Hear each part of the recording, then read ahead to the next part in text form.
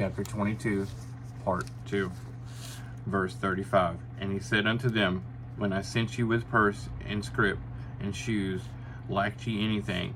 And they said, Nothing. Then he said unto them, But now he that taketh the purse, let him take it, and likewise his scrip. And he that hath no sword, let him sell his garment and buy one.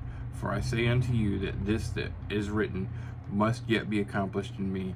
And he was reckoned among the transgressors, for the things concerning me have an end. And they said, Lord, behold, here are 2 swords. And he said unto them, It is enough. And he came out and went as he wont to the Mount of Olives, and his disciples also followed him. And when he was at the place, he said unto them, Pray that ye enter not into temptation.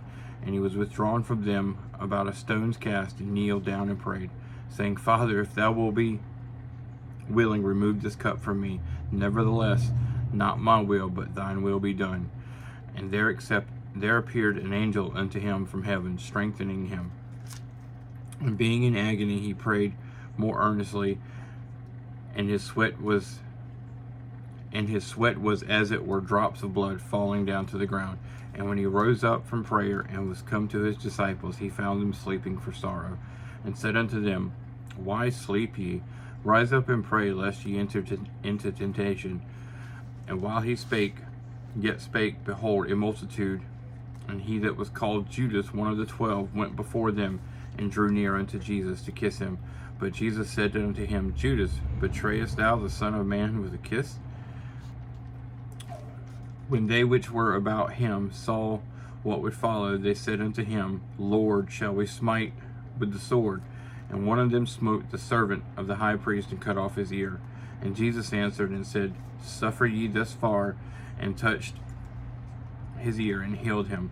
Then Jesus said unto the chief priests, and the captains of the temples, and the elders which were come to him, Buy ye come out as against a thief with swords and staves?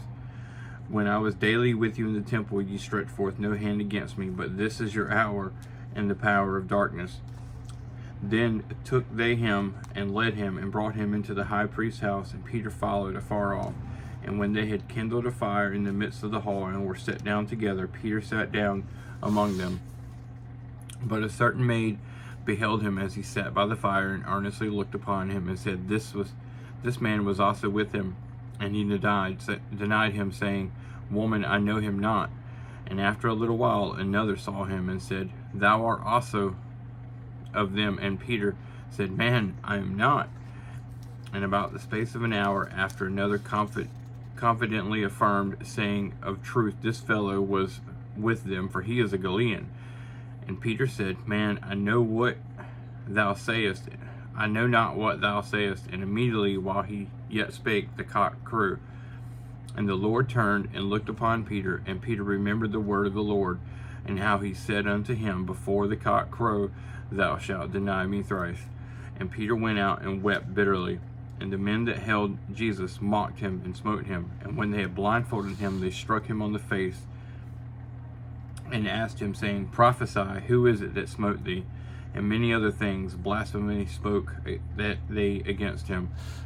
And as soon as it was day, the elders of the people, and the chief priests, and the scribes came together, and led him into their council, saying, Art thou the Christ? Tell us. And he said unto them, If I tell you, you will not believe. And if I also ask you, you will not answer me, nor let me go. Hereafter shall the Son of Man sit on the right hand of the power of God. Then said they all, Art thou then the Son of God? And he said unto them, Ye say that I am. And they said, What need we any further witness? For we ourselves have heard this of his own mouth.